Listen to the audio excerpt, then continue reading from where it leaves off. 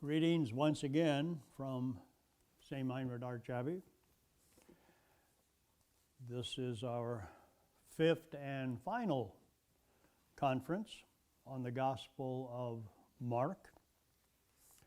We have been slowly going through major portions of the Gospel, showing the major themes. Certainly we talked about the major theme of rejection. Last conference we spent a lot of time on discipleship, which is a huge theme in the Gospel of Mark, and we saw how Mark had built that theme around three passion predictions, followed by three misunderstandings, followed by three corrective teachings of Jesus. Once that's done, once he's tried that, then, in a sense, it's like he gives up. He's done what he can do in terms of trying to teach these disciples what it means to be a follower of his.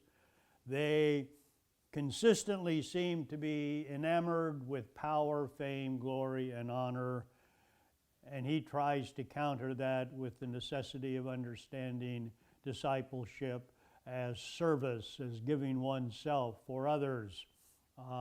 And that's going to include a certain amount of suffering, and that's going to be part of his addressing the issue in Mark's community of suffering that the Christians had undergone, both from the Roman Empire and from some of the synagogue officials. But once he finishes that in chapter 10, and he even stopped, we showed you the other day, he just stops and shows him the end, the transfiguration, and that didn't seem to work. So starting with chapter 11, we go to the end of the gospel. Technically speaking, the Passion narrative includes chapters 14, 15, and 16. That's considered to be the oldest section of the gospel we have written. It was probably the first section written. Some people think it was probably written fairly close to what we now have today in St. Mark's Gospel.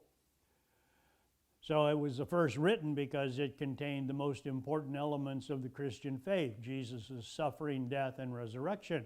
So it makes sense that they would tell that, write that down, and get that story around very quickly because that was so important to their faith. In 11, however, we have the entry of Jesus into Jerusalem. Now remember how the gospel is structured. You have a little introduction, and with Mark that was one line, beginning of the good news of Jesus Christ, Son of God. Then you have the Galilean ministry, and we watched that, mostly miracle working and preaching about the kingdom. It looked good at first. He was very, very popular and all of that, but then we started seeing cracks in some of that, where his family didn't think he was quite with it, his hometown rejects him, and disciples continue to misunderstand. Now we're going to get him going down to Jerusalem. Now he's going to leave the Galilean ministry. Now he's headed down to Jerusalem, and Jerusalem is going to be where he dies. For Mark, Jerusalem is not his favorite place. Jerusalem is a place of death. Galilee is the place of life. And so Mark will not even have any appearances after the death of Jesus anywhere close to Jerusalem. He says, I'm headed off to Galilee. I'll meet you up there. But he doesn't have anything. Jerusalem is the place of death. But in the church, we're going to celebrate this going down to Jerusalem on Palm Sunday.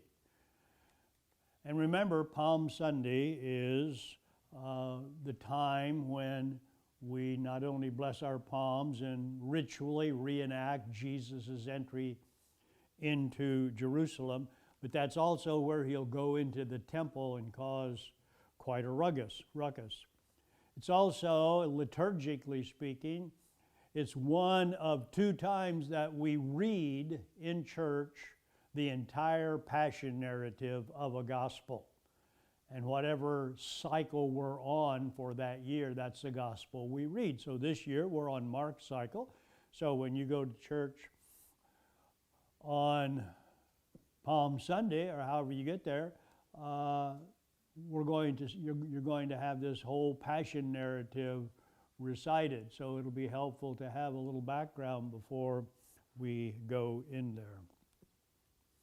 Here's how Mark describes Jesus' entry into Jerusalem. When they were approaching Jerusalem at Bethphage and Bethany near the Mount of Olives, he sent 2 of his disciples and said to them, "Go into the village ahead of you, and immediately as you enter it, you will find tied there a colt that has never been ridden. Untie it and bring it here. If anyone says to you, 'Why are you doing this?' just say this, 'The Lord needs it and will send it back here immediately.'" Well, that's all kind of strange, it might seem, but that's sort of a definition, a prophetic definition found in the prophecy of Zephaniah. Zephaniah, also in Zechariah, we have this. And so it's sort of a prophetic entrance. Jesus sort of in a prophetic mode. So it's all prepared, supposedly. Then they brought the colt to Jesus and threw their cloak on it, Many people spread their cloaks on the road, and others spread leafy branches that they had cut in fields. Then those who went ahead and those who followed were shouting, and this is part of a psalm, "Hosanna, blessed is the one who comes in the name of the Lord. Blessed is the coming kingdom of our ancestor David." Okay. Now, what is that? Is that really how he went in? Well, it's the way it's described here, but you get the impression that when Jesus entered Jerusalem, there must have been thousands of people lined up waiting for him, and that's the way Mark wants you to think. Now, factually, if you'd have been there, probably nobody paid much attention to this. He and his band of followers went in, and, people could have seen them, but they didn't make that much of a splash. But after the event, after the church has had a chance to think about this and pray about this, they say to themselves, this is a really important event. We're not going to just tell it as it was, bare bones. We're going to tell it as we believe it is, what we believe about it. This is not just some guy from Nazareth coming on the back of a donkey into a town of Jerusalem, not at all.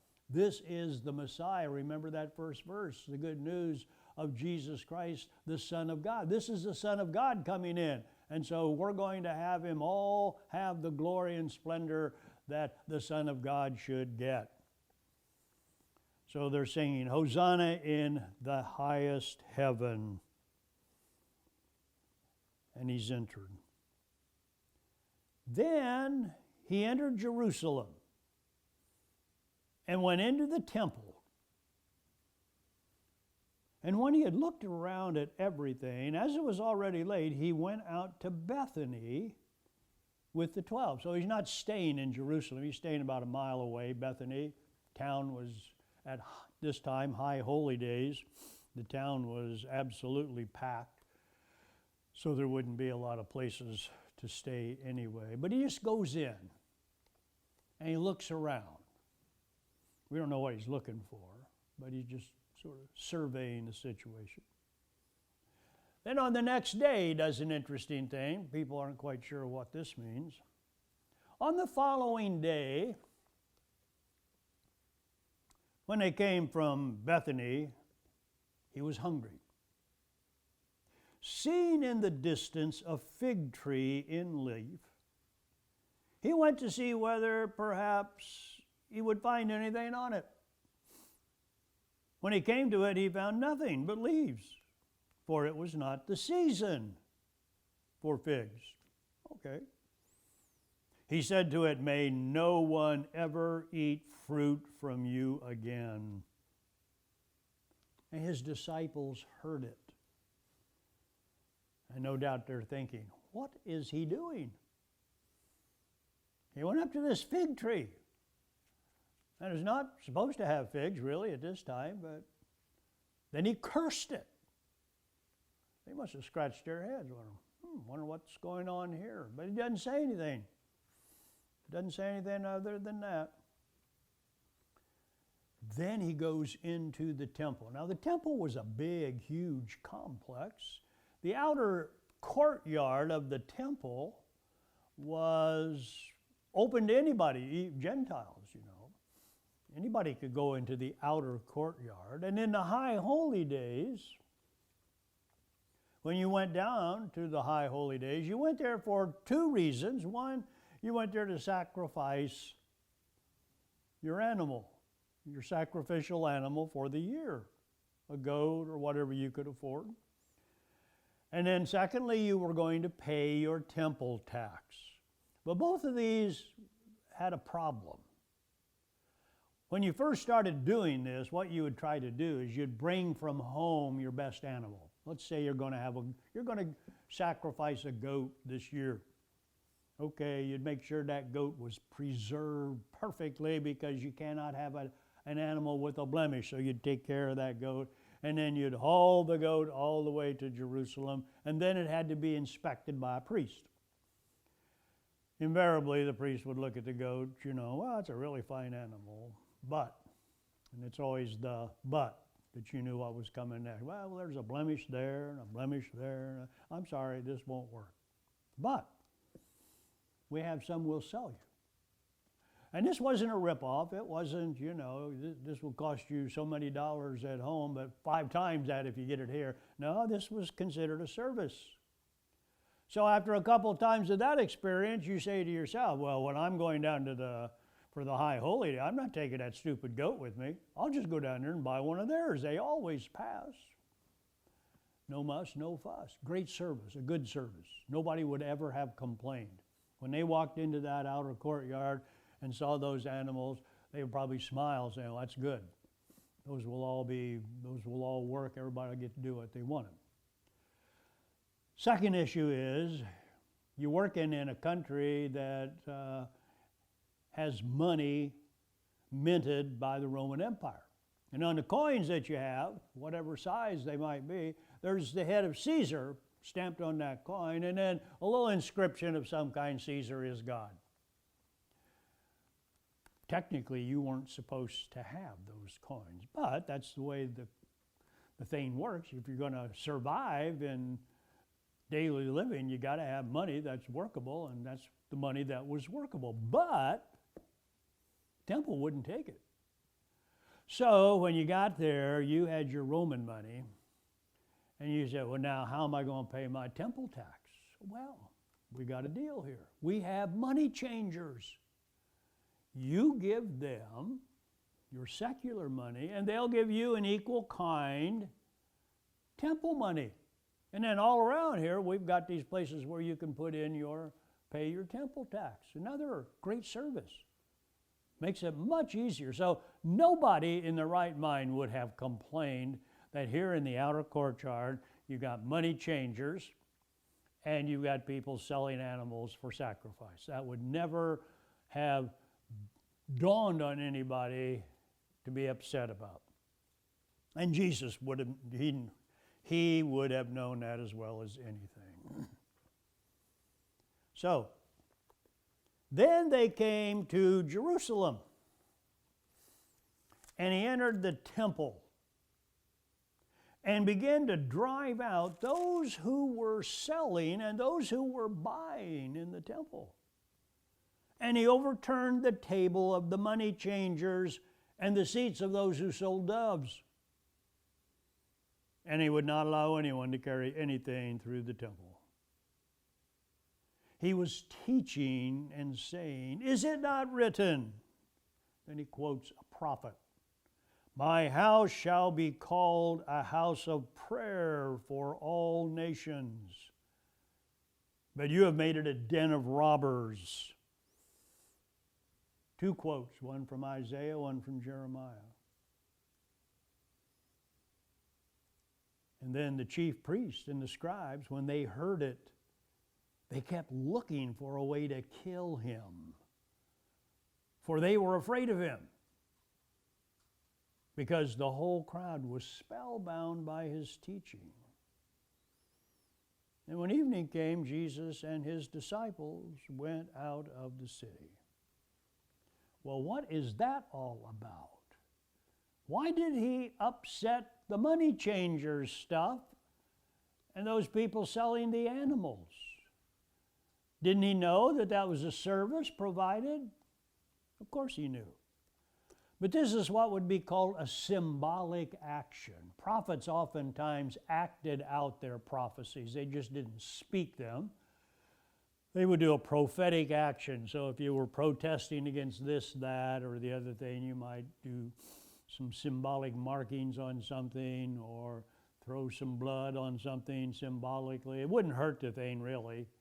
But it was the symbolism that was important. The symbolism here that both the Roman government and the religious officials would have understood. They had to caught this. The symbolism here is not aimed at the money changers or those selling the animals.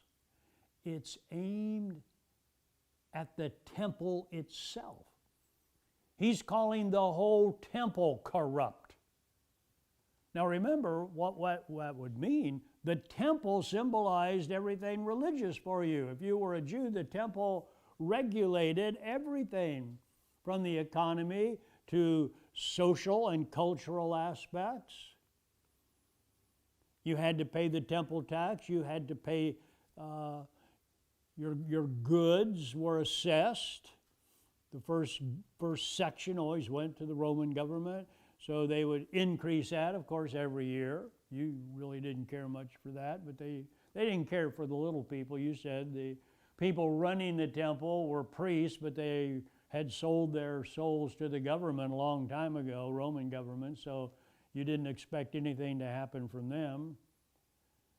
And for Jesus, the temple was supposed to be a house of prayer. It was supposed to be a religious center, not just an economic enterprise, a commercial way of operating. And it hasn't improved the life of the people. It hasn't done what it was created to do.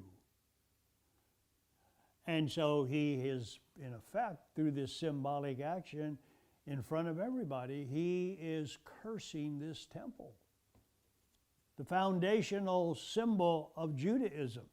Now, it had been done before. He's not the first one. Read Jeremiah chapter 7 sometime. Jeremiah is standing right there on the steps of the temple.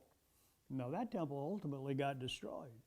But he was standing right there on the steps saying, if you folks don't change your way of living, this whole thing's going to come crashing down around you. Nobody believed him. They thought he was crazy and nuts and all that sort of stuff. But in 586, that's exactly what happened. The whole thing. Babylonians came in, burned it to the ground, sacked the holy city, everything. Terrible. So in a way, Jesus is reenacting that speech of Jeremiah in chapter 7, and he's saying the same thing, that if you don't change your way, this whole thing's going down. Well, this becomes the event that both the Romans and the Jewish officials are going to use to motivate the death of Jesus. Now he's considered to be too dangerous. Now he's considered to be a threat. And so they're going to watch him carefully, but he's popular. He's popular. So they got to watch how they do this. They can't just march in there and haul him away, because that'd cause a riot. So they're going to be very clever and try to see how they do this. He, on the other hand, keeps hanging around. He doesn't leave. He's still teaching there in the temple after he did all this commotion stuff. In the morning, as they passed by, they saw the fig tree withered away to its roots. Remember that fig tree that when he first went in, he saw that thing and he went over and cursed it, and we thought he was kind of crazy. Then Peter remembered and said to him, Rabbi, look, the fig tree that you cursed has withered. Jesus answered them, have faith in God. Truly I tell you, if you say to this mountain, be taken up and thrown into the sea, and if you do not doubt in your heart, but believe what you say, it will come to pass. It will be done for you. You see, that was symbolic of the temple, wasn't it? That fig tree there, the thing he cursed. And when he first went in, he cursed it. When he came out, he saw it was withered. That's basically what he's saying about the temple. The temple really is withered. Now, it will be destroyed, not during Jesus' lifetime. In the year 70, Jesus died somewhere in the 30s. So in the year 70, that temple will be destroyed. And many people think that date is significant for Mark because that is the time the gospel was written, in the year 70. And chapter 13, which is kind of a strange chapter in Mark, it's all about the destruction and coming of Christ and when that's going to happen and all the consternation. It's kind of out of place here in Mark's gospel. Mark normally doesn't use that wild kind of language, but many people think that's partially inspired by the temple, that it either has been destroyed and Mark is reflecting on what's already happened, or it's going to be destroyed shortly and he's trying to prepare people for that. So, the die has now been cast, and we're going to wait and see what's going to happen. How's this going to work out? We'll skip over now to chapter 14. This is the beginning of the Passion narrative proper. Chapter 14 opens, it was 2 days before the Passover and the festival of unleavened bread. Those were two feasts that had been sort of combined together, agricultural feasts. The chief priests and the scribes were looking for a way to arrest Jesus by stealth, secretly. They're not going to do this stuff above board, but they're trying to figure out how to sneak around and figure out how to get him. Arrest Jesus by stealth and kill him. For they said, not during the festival, or there may be a riot among the people. Riots were terrible things. When a riot would break out, there would be a ton of bloodshed. And so everybody, including the Roman government, wants as much as possible to keep tabs of any strange things during these high holy days when the city of Jerusalem is packed to the bone and ripe for riots of any kind for all kinds of reasons. So if anything unusual starts to happen, they rush right in. And so they're watching Jesus to see what's going to happen there. So here's an interesting event. While he was at Bethany, a little ways out of town, remember, in the house of Simon the leper. Of course, he's not supposed to be in the house of Simon the leper. Nobody was supposed to be in a leper's house. That was against the law. But Jesus, he's always hanging out with these people, with lepers, sinners of all kinds, tax collectors, prostitutes, low life. He always does that. So while he was at Bethany in the house of Simon the leper, as he sat at the table, a woman, now notice, no name, a woman came with an alabaster jar of very costly ointment of nard. Nard is to be found only in India, then and now. Very, very expensive. Was then, still is. So she's got a alabaster jar. They don't give those things away either. So she's got an alabaster jar full of this ointment, this nard. She broke open the jar and poured the ointment on his head. But some were there who said to one another in anger, "Why was the ointment wasted in this way? For this ointment could have been sold for more than 300 denarii." That would be a year's salary almost. And the money given to the poor. So the people inside the house who see this are really unhappy. He's just sitting there. And this woman comes over and just dumps this oil all over him. And they scolded her. But Jesus said, "Let her alone. Why do you trouble her? She has performed a good service for me." The question is, what is that good service? For you always have the poor with you, and you can show kindness to them whenever you wish, but you will not always have me. She has done what she could. She has anointed my body before for its burial. She somehow knows where he's headed, meaning he's headed for death. The rest of them in the house don't seem to know this or care. So she is preparing the body for burial, symbolically. And they miss the whole thing, like they tend to do. Truly, I tell you, wherever the good news is proclaimed in the whole world, what she has done will be told in remembrance of her. Jesus gives her high praise. Now we'll notice at the end of the story, when the women go to the tomb, they go there to anoint the body for its burial, but they don't realize it's already been anointed.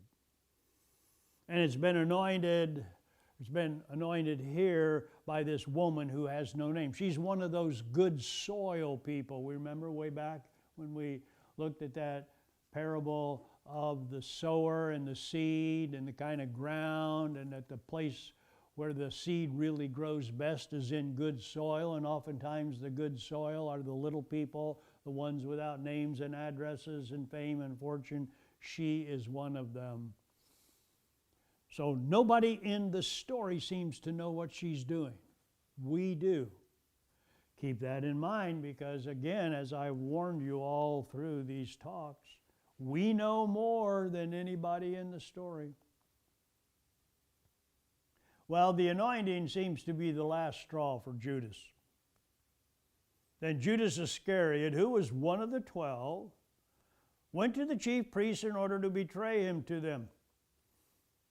When they heard it, they were greatly pleased and promised to give him money. So he began to look for an opportunity to betray him. We don't know much about Judas, if he was a factual person or is he a symbolic person. He personifies, seemingly for so many people, evil. Nobody names their kids Judas. They don't even name their dog Judas. It's the name itself brings up all kinds of ideas. None of them are good. But he was handpicked by Jesus. He was one of the 12. We don't know what's wrong here. All of the Gospels come down pretty heavy on Judas. So Judas becomes sort of a symbol of betrayal. But if you could get behind that and ask, well, what was really his problem? What was he upset about? Well, it could be, we don't know for sure, it doesn't say here, but it could be he followed Jesus thinking that maybe Jesus might really be what he says, the Messiah. If he is the Messiah, then Judas would be, like most people at the time, expecting him to do messianic things. Messianic things would be like starting to get a movement together. Get your army together. Get your warriors together. Like King David, we're going to go fight. We're going to be victorious. We're going to kick the Romans out. All these kinds of things. He should be starting to move on those. And what's he do? Nothing. Walks around, talks, heals some people. That's it. No movement. No army. No plan of attack. And so Judas, as time went on, probably got more and more disillusioned. He's not what he said he is, or he's not how I understood what he said he is. He's not a Messiah at all. He's not anything. And then when he went into that house there in Bethany, and that woman took that expensive oil, dumped it all. That was it for Judas. Judas said, I'm out of here. This is going nowhere. Now, it doesn't indicate Judas wanted Jesus killed, but he probably certainly wanted him captured, because he knows what's going to happen.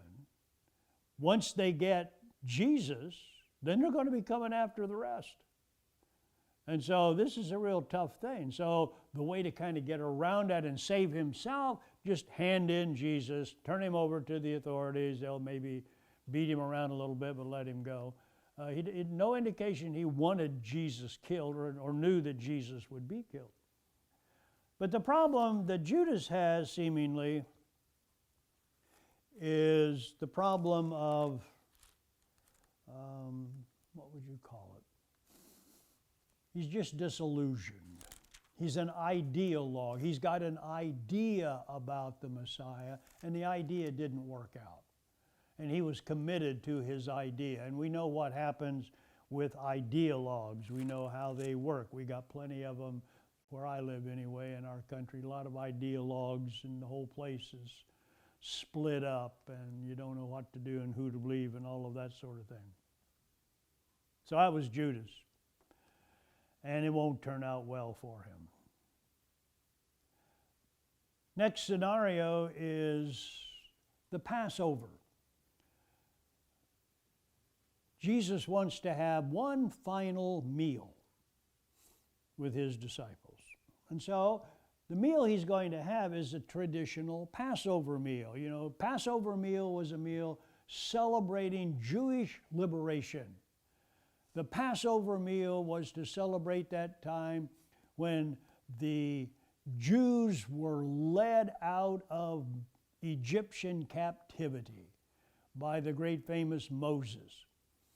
And part of that captivity, or part of that being led out and protected on the way out, was the fact that God had, after trying to convince the Pharaoh to let the people go, and he wouldn't do it, finally God says, well, here's what's going to happen. I'm going to just kill the firstborns under 2 years old.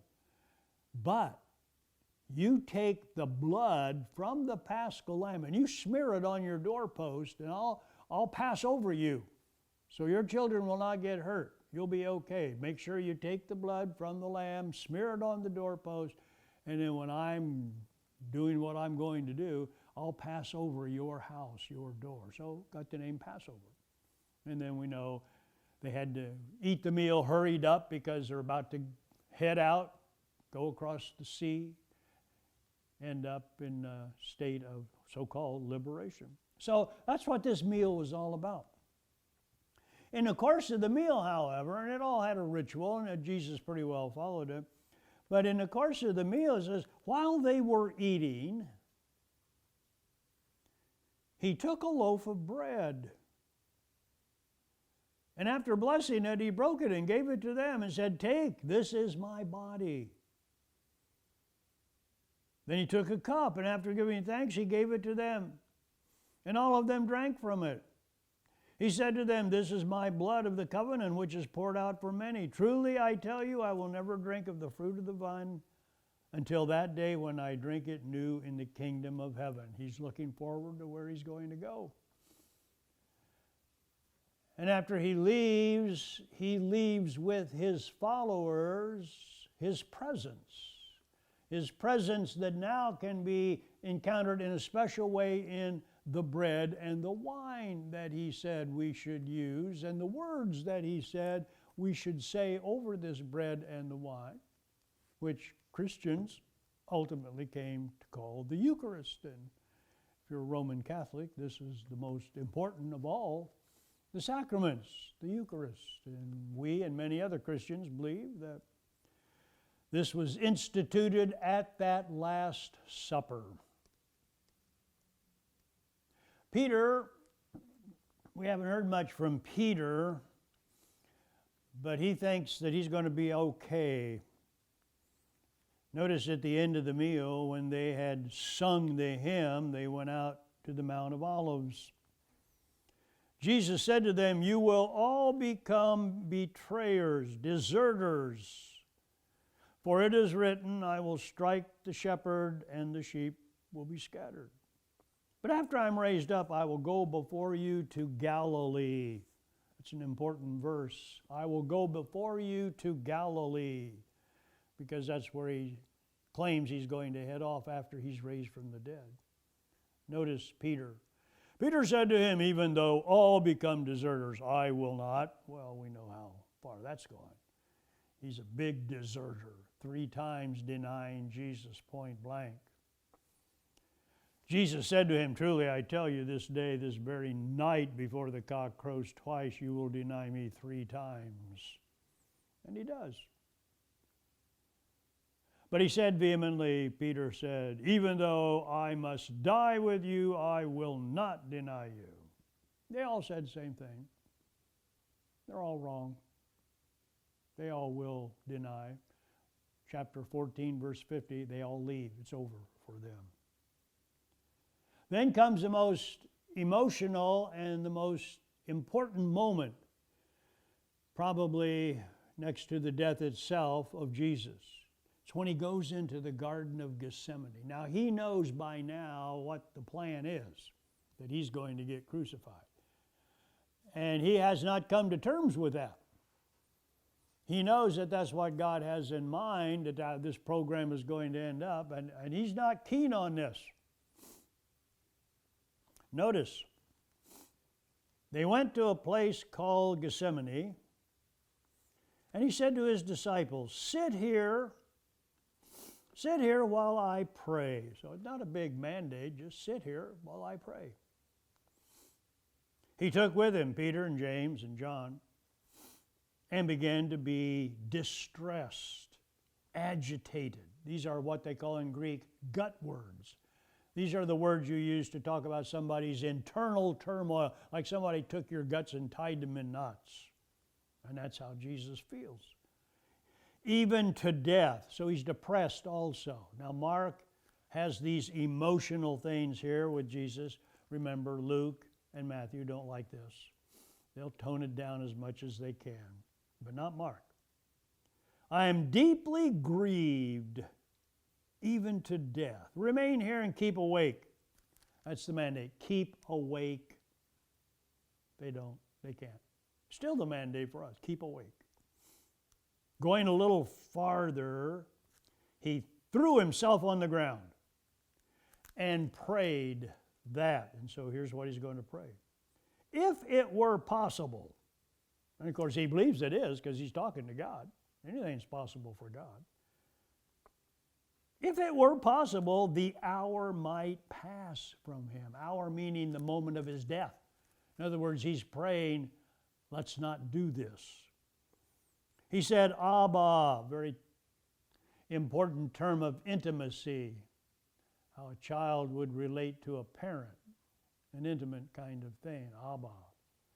"Abba, Father, for you all things are possible." Since all things are possible, here's what he wants. "Remove this cup from me. Yet not what I want, but what you want." So he's willing to do whatever God wants done, but his preference is, let's not do it this way. He doesn't say he's got an alternative plan, but he just does not want to do it this way, be crucified. He came and found him sleeping. And he said to Peter, Simon, are you asleep? Could you not keep awake 1 hour? Keep awake and pray that you might not come into the time of trial. The spirit indeed is willing, but the flesh is weak. Apparently, the answer Jesus got from God was, sorry, we're going with the plan. We're sticking with the plan. That should be enough then, shouldn't it? He prayed to God, said, I don't want to do this, but I'll do whatever you say. And God apparently said, okay, what I say is we're going with the plan. That should be enough then, shouldn't it? Okay, you said it, I agreed. But no, he's going back a second time. And then he'll go back a third time. He is insistent. Let's change this plan. And again he went away and prayed, saying the same words. So the second time he said exactly what he said the first time. And once more he came and found them sleeping, for their eyes were very heavy, and they did not know what to say to him. The most important moment in his whole life, and they don't have a clue what's going on. He came a third time, so apparently he went back one more time to try to plead his case. He came a third time and said to them, are you still sleeping, taking your rest? Enough. That's an important word there. Most people don't make much about it, but the word enough. This is the word that Jesus uses for his resignation. In other words, when he says enough to his disciples, he's saying that about everything. I'm not going to fight this any longer. Apparently, this is what I'm supposed to be doing, and I'm going to do it. I don't want any more hassle over this. It's the way it's enough. And from that moment on, the model that Mark will use in portraying Jesus is the suffering servant,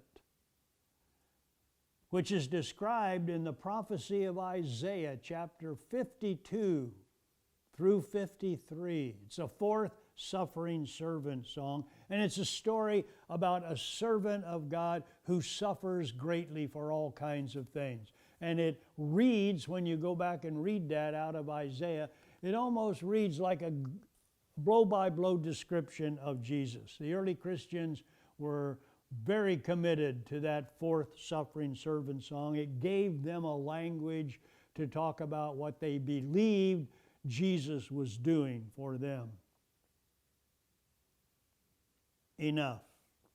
The hour has come. Hour is symbol for the moment of death. The hour has come. The Son of Man is betrayed into the hands of sinners. Get up. Let us be going. See, my betrayer is at hand. And so he's ready to take on whatever comes next. And what comes next is his arrest.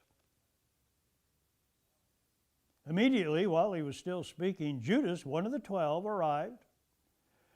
And with him there was a crowd with swords, clubs, from the chief priests, the scribes, the elders.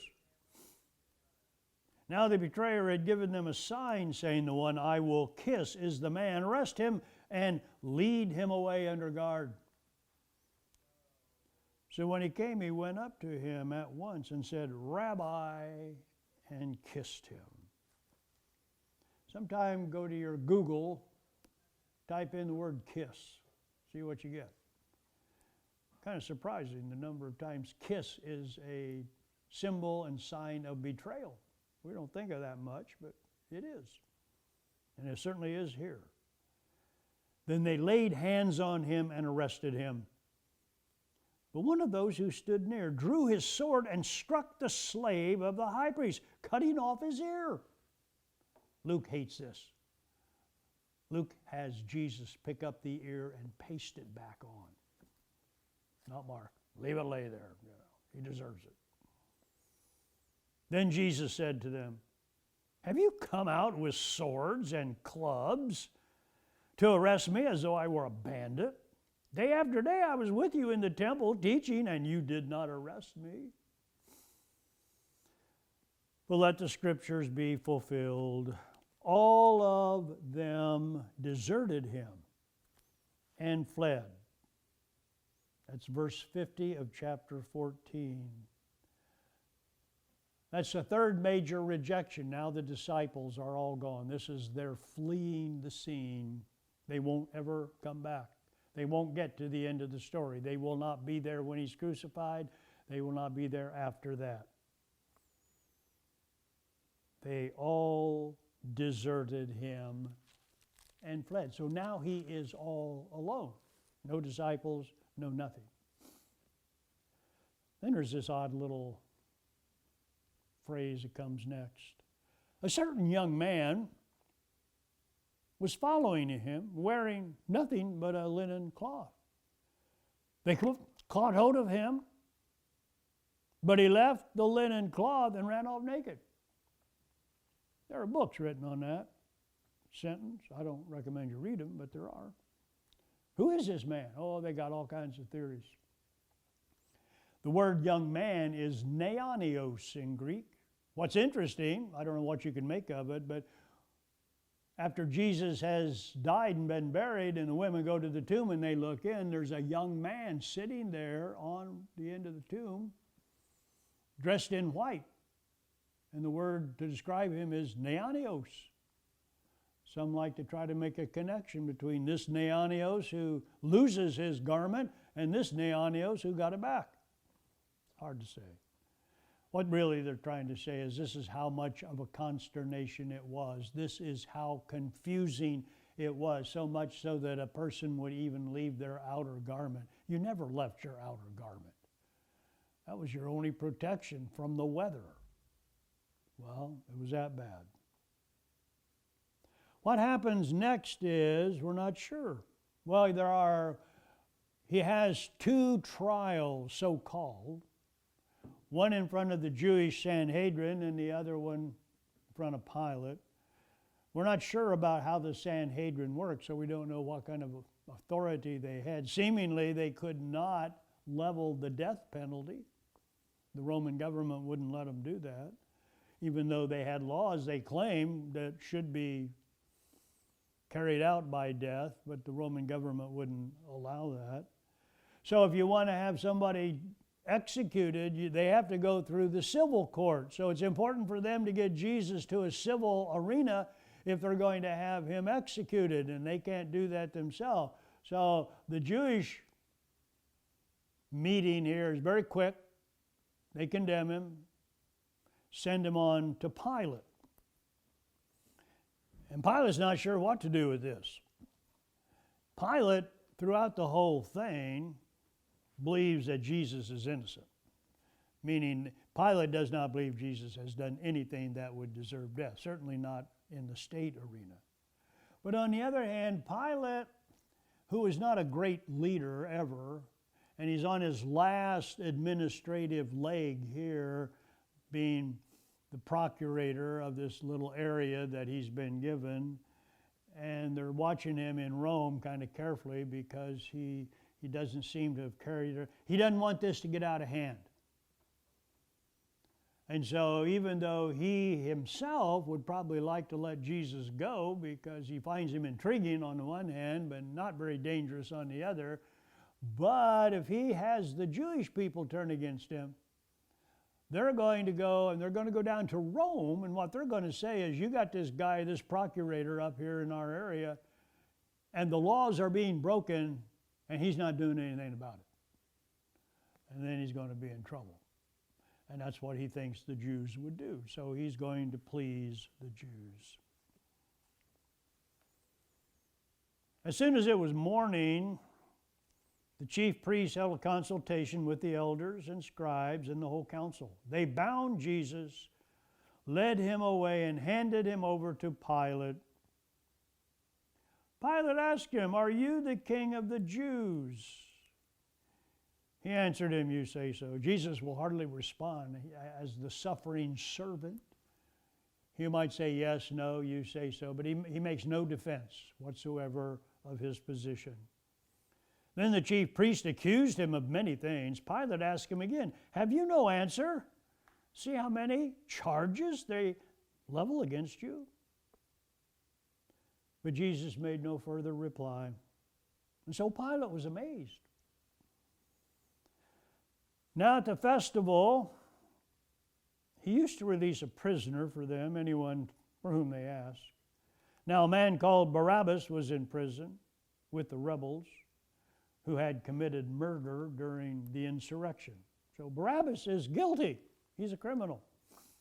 So the crowd came and began to ask Pilate to do for them whatever was according to the custom. Then he answered them, "Do you want me to release for you the king of the Jews?" For he realized that it was out of jealousy that the chief priest had handed him over. So he's hoping they'll say, "Yes, release him. He's the one we want." But the chief priest stirred up the crowd to have him release Barabbas for them. So the one who's innocent gets convicted, and the one who should be convicted gets let go. Pilate spoke to them and said, "Then do what you wish me to do with the man you call the King of the Jews." The irony is, of course, this is who Jesus really is, the King of the Jews. What evil has he done? But they shouted all the more, "Crucify him." So Pilate, wishing to satisfy the crowd, released Barabbas for them. And after flogging Jesus, he handed him over to be crucified. Interesting little vignette here. Then the soldiers led him into the courtyard. This is not very far away from things. Courtyard to a place that is the governor's headquarters. They called together the whole cohort. They clothed him in a purple cloak. After twisting some thorns into a crown, they put it on him. And they began saluting him. "Hail, King of the Jews." They struck his head with a reed, spat upon him, knelt down in homage to him, mocking him. And they stripped him of his purple cloak and put his own clothes on him, and they led him away to be crucified. There was actually years ago in this area here, which is now a convent, archaeologists were digging there, and they found a board about 3 foot wide, 3 foot long, foot wide, and it had a picture drawn on it of a human body with a donkey's head and with a wreath around it made out of thorns and a staff of some kind. And after investigation, they discovered that was a picture of the way they used to mock criminals. It would not be uncommon for the government to allow the soldiers, if there was somebody condemned to be killed, they assumed he was pretty bad, that they allowed the soldiers to mock the person. And that little board showed that mocking, and it's described here. So this seemingly could have been something that really took place, as it says. They flogged Jesus. Flogging was this terrible beating. They used a whip, and on the end of the whip they had little knife-like arrows. And so when you got done with the flogging, you were a bloody mess. Flogging usually didn't kill you, but it weakened you. And that's certainly the case of Jesus. He's certainly weak because he gets flogged. He can't even carry his cross. So they put him on the cross. He crucified him. Crucifixion had been around since at least the time of the Persians, 300 years before the time of Jesus. It was always a horrendous way of dying. It was always reserved for runaway slaves, insurrectionists. Jesus is considered to be an insurrectionist. The Roman government rendered that verdict, and so they're the ones responsible for having him crucified. When you got crucified, they did this in fields. I mean, a lot of crosses at the same place outside the walls of Jerusalem. So people would have to walk by them on their way to work and back. Sort of as a reminder, are you thinking about running away as a slave? Are you thinking about doing something to the government? Well, here's what happens when you do, so you might want to rethink that. Probably was a pretty good deterrent. Generally, you carried the crossbeam strapped on your arm. You carried the crossbeam. Then there would be a pole, vertical pole in the ground, and then you'd just be hoisted up. And so the cross would be like that, not like we have them. Be a T cross. You'd only be about 10 inches off the ground. And you'd notice the pole going down, about halfway there was a little peg, and then another little peg closer to the bottom. One was for you to rest on, kind of sit on if you could, and the other one was for your feet. And then they strapped you onto this cross, and if they wanted to irritate you more, they would put spikes in your hand. You didn't die from this, and it wasn't, you couldn't hold yourself up with that. They tied you on. That's the only way you stayed on the cross. But you're constantly in motion, because when you're tied on the cross, your legs are bent. They do this on purpose. Your legs are bent and your arms are up over, a little bit over your head. What that does is it forces your lungs to start to collapse. And as your lungs start to collapse and you're gasping for air, you're trying to get your feet pushed up, but you can't because they're tied down.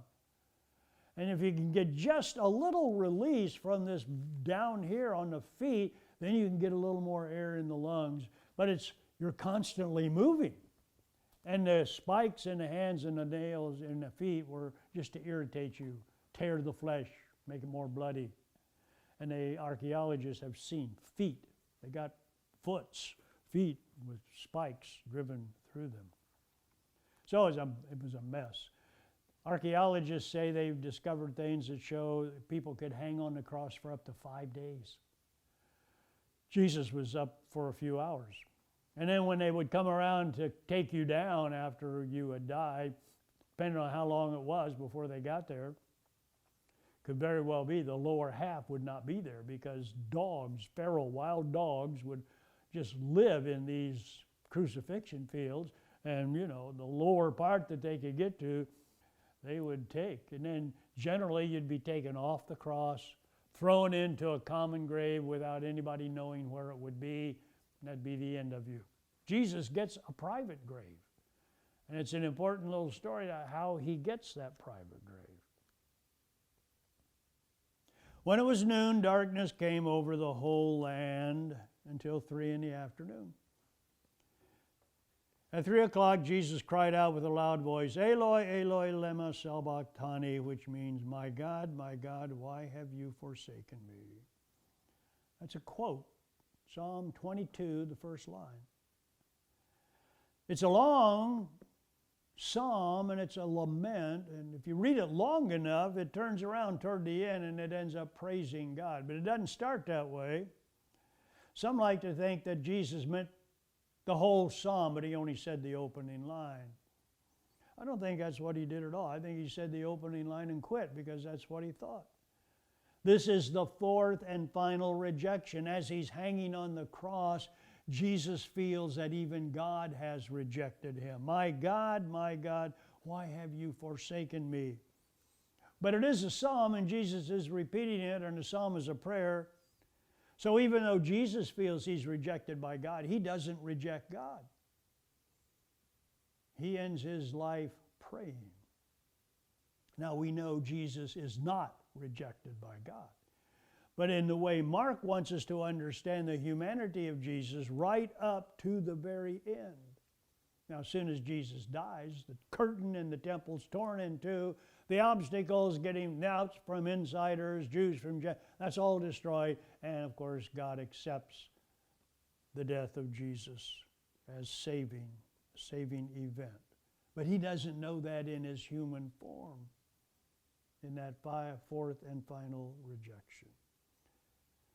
When evening had come, and since it was the day of preparation, that is the day before the Sabbath, Joseph of Arimathea, a respected member of the council, that means he probably was in that group that originally condemned Jesus, but he's had a change of heart, who was also himself waiting expectantly for the kingdom of God, went boldly to Pilate and asked for the body of Jesus. Then Pilate wondered if he was already dead, and summoning a centurion, he asked him whether he had been dead for some time. When he learned that from the centurion that he was dead, he granted the body to Joseph. Then Joseph bought a linen cloth taking down the body, wrapped it in the linen cloth, and laid it in a tomb that had been hewn out of the rock. Then he rolled a stone against the door of the tomb. And then we're told, Mary Magdalene and Mary, the mother of Joses, saw where the body was laid. But they're the only ones. But that's how Jesus got his private grave, thanks to Joseph of Arimathea. So Jesus has been crucified, he's died, and he's been buried. The only people who know that are these women. These women. When the Sabbath was over, Mary Magdalene and Mary, the mother of James, and Salome bought spices so they might go and anoint him. Well, we know he's already been anointed. Very early on, the first day of the week, when the sun had risen, they went to the tomb. They'd been saying to one another, who will roll away the stone for us from the entrance to the tomb? When they looked up, they saw that the stone, which was very large, had already been rolled back. As they entered the tomb, they saw a young man, Neonios, dressed in a white robe, sitting on the right side, and they were alarmed. But he said to them, do not be alarmed, for you're looking for Jesus of Nazareth, who was crucified. He has been raised. He is not here. Look, there's the place they laid him. But go tell his disciples, and here's what the women are to do. Go tell his disciples and Peter that he's going ahead of you to Galilee, like he said. There you will find him, just like he told you. So everything depends on these women. They are the only ones who know the truth. They know Jesus has been raised up from the dead. They know that he's headed to Galilee. They know that they will meet him there. And they're the only ones who know this. So they went out and fled from the tomb, for terror and amazement had seized them. And they said nothing to anyone, for they were afraid. The end of the story. Which many people object to. What do you mean, the end of the story?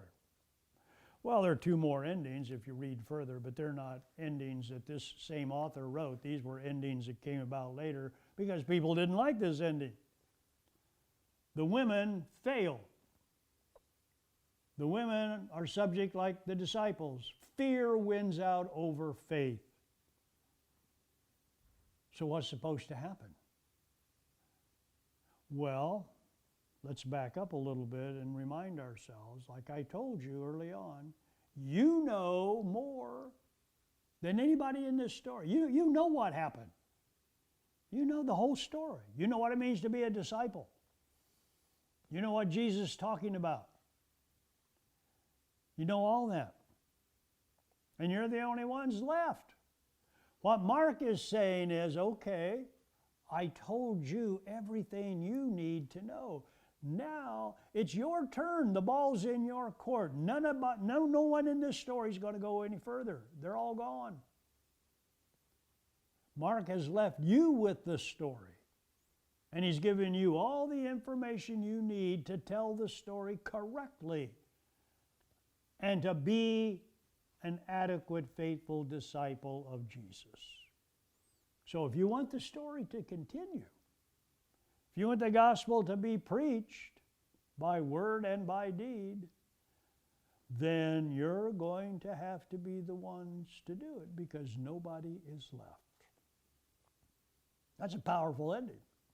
Kind of surprises us. We weren't necessarily expecting that, but now we've been called into court here. What are we going to do? Well, everybody has to decide for themselves. Later on, the Gospels are when Matthew, Luke tell their gospel, they'll have Jesus come back. They'll have resurrection appearances that Jesus will make. But Mark doesn't have any of those. Mark has knocked the ball in your court and said, okay, you got what you need, carry on. So that's what we will be celebrating as we move through the days of Lent. And we get to that final week of Palm Sunday, and we will watch as we march in with Jesus as he's about to go to his final end. And then on Good Friday, we will celebrate the Passion story of Jesus, but that time we will read the Passion narrative from the Gospel of John.